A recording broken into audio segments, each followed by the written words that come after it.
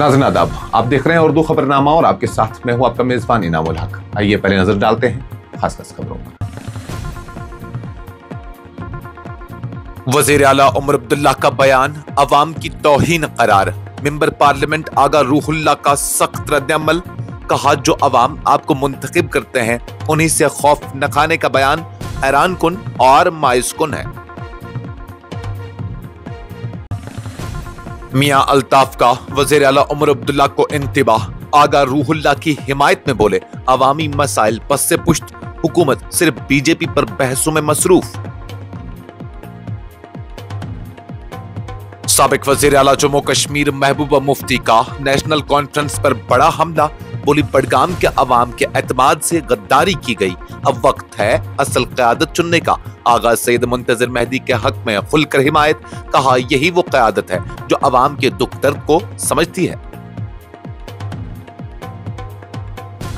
उमर अब्दुल्ला की हुकूमत अवामी वादों पर नाकाम। बीजेपी रहनुमा तरन चुग का शदीद हमला।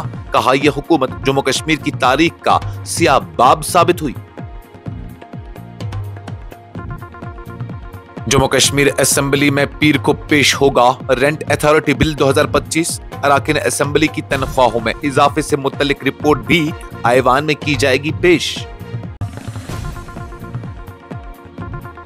राज्यसभा इंतखाबात में शिकस्त पर एनसी के उम्मीदवार का धुआंधार रद्द-ए-अमल। बोले जो एमएलए वादे करते थे उन्होंने ही धोखा दिया। बडगाम में बाई इलेक्शन से कब्ल ईवीएम्स की ज़िमनी रेंडमाइजेशन मुकम्मल। शिफाफियत और ईमानदारी को यकीनी बनाने के लिए तमाम सियासी जमातों के नुमाइंदे मौजूद। 4 साल बाद दरबार मुंह की रिवायत बहाल। हुकूमत के फैसले से जम्मू में रौनक लौट आई।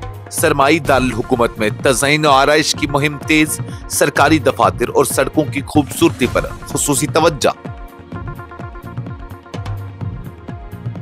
कुपवाड़ा में खुराकी अजनास की मुबैना बदउनवानी की खबर की तरदीद। Assistant director FCS and CA का वजाहती बयान।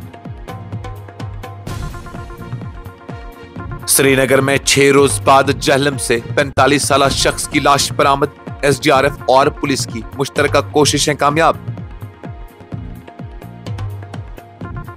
सेहतमंद और तरक्की याफ्ता भारत के लिए सेहत के शोबे को मजबूत करना जरूरी। सदर द्रौपदी मुर्मू का बयान। करनौल बस हादसे में CCTV फुटेज में बेपरवाही के शवाहिद। बाइक को घसीटते हुए बस दिखाई दी। बिहार में तेजस्वी यादव का ऐलान। कहा अगर इंडिया ब्लॉक इक्तिदार में आया तो वक्फ एक्ट को खत्म किया जाएगा। बिहार इंतखाबात से कब्ल JDU ने 11 रहनुमाओं को पार्टी मुखालिफ सरगर्मियों पर निकाल दिया। और पाकिस्तान और अफगानिस्तान की बातचीत। तुर्की में दहशतगर्दी पर काबू पाने के लिए मुश्तरका निगरानी का मंसूबा ज़ेर गौर। मुज़ाकरात नाकाम हुए तो जंग का खदशा बरकरार। इस प्रोग्राम को आप तक पहुंचाने में हमारे साथ ताउन किया है ग्लोबल इनोवेशंस कंसल्टेंसी ने, जो कि तालीम के लिए वादी का भरोसेमंद ब्रांड है। स्टार हॉस्पिटल सनत नगर श्रीनगर ने, जहां दुनिया के बेहतरीन डॉक्टर्स हर मर्ज का शफा बख्श इलाज करते हैं। Birla open minds international school TMT Srinagar ने सेंसो गीजर, जो कि सर्दी के मौसम में गर्म पानी के लिए जम्मू कश्मीर के लोगों का भरोसेमंद ब्रांड है।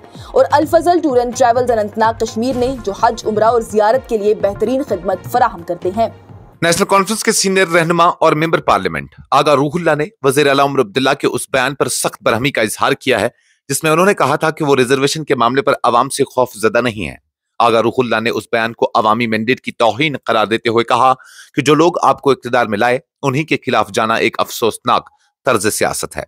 आगा रूहुल्लाह ने श्रीनगर में मुनक्किदा हल्ला बोले कनक्लेव के चौथे इजलास से खिताब करते हुए कहा कि 2024 के इंतखाबात के दौरान नेशनल कॉन्फ्रेंस ने वादा किया था कि वो आवाम से छीनी गई हर चीज वापस लाएगी और उनके हुकूक की बहाली के लिए भरपूर जिद्दोजहद करेगी।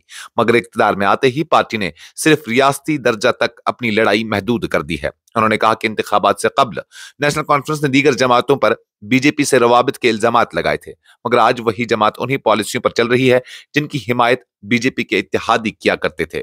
अगर रुहुल्लाह ने मजीद कहा कि रिजर्वेशन का मसला हुकूमत की अवलीन तरजीह होनी चाहिए थी, मगर अफसोस की बात है कि इस पर कोई ठोस कदम नहीं उठाया जा रहा है। उन्होंने सवाल उठाया, मैं अगर दोबारा बडगाम के अवाम के दरमियान मुहिम चलाने जाऊं तो उन्हें क्या जवाब दूं, जब हमने उनसे वादा किया था कि उनके हुकूक का दिफा करेंगे, तो अब हम उन्हीं के खिलाफ क्यों बोल रहे हैं। उन्होंने वजीर आला के हालिया बयान पर हैरत का इजहार करते हुए कहा कि अवाम ने 2024 में नेशनल कॉन्फ्रेंस को उसके लिए वोट दिया कि वो बीजेपी के दबाव और जुल्म के खिलाफ खड़ी होगी, मगर बदकिस्मती से आज वजीर आला उन्हीं अवाम से कह रहे हैं कि उन्हें उनसे कोई खौफ नहीं है। ये बयान न सिर्फ चौंका देने वाला है बल्कि अवामी एतमाद की मुनाफी है।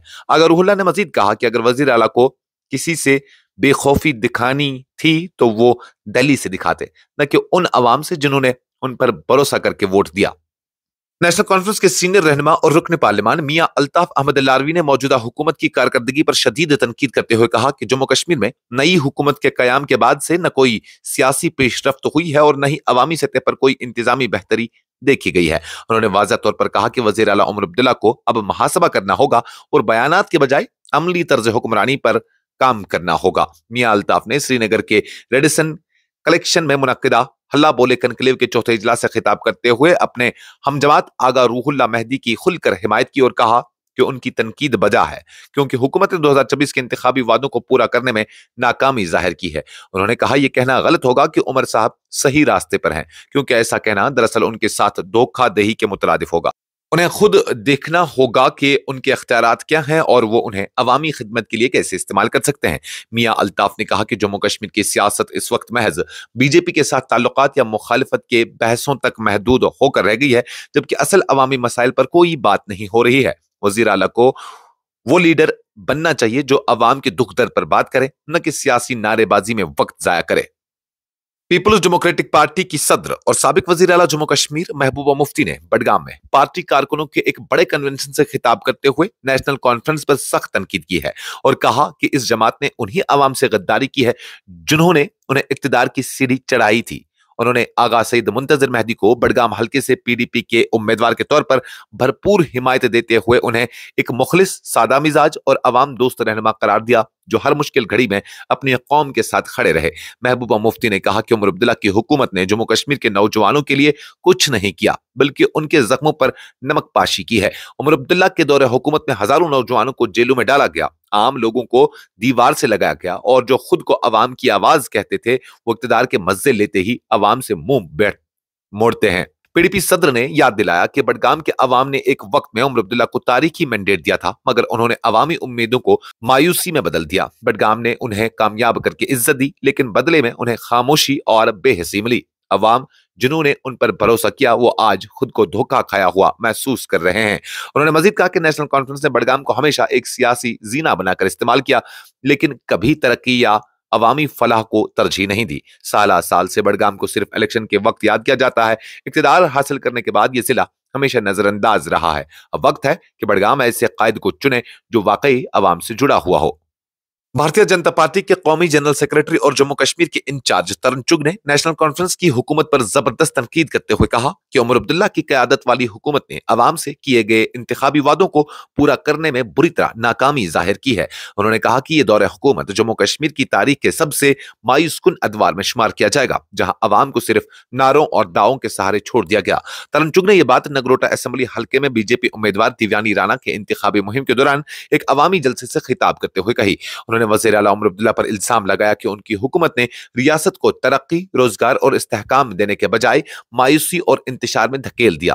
अब्दुल्ला खानदान के दौर में अवाम को कुछ नहीं मिला और यही वो वक्त था जब अवामी उम्मीदें सबसे ज्यादा टूटी। बीजेपी रहनुमा ने कहा कि वजीर आज़म नरेंद्र मोदी की बसीरत अफरोज क़यादत में जम्मू कश्मीर ने तरक्की के कई नई संग मील अबूर किए हैं। जम्मू कश्मीर कानून साज असेंबली में पीर के रोज कई अहम उमूर ज़ेर बहस आएंगे, जिनमें वज़ीर आला उमर अब्दुल्ला की जानिब से Jammu Kashmir rent authority bill 2025 का बाज़ाब्ता तौर पर तारुफ सरफरिस्त है।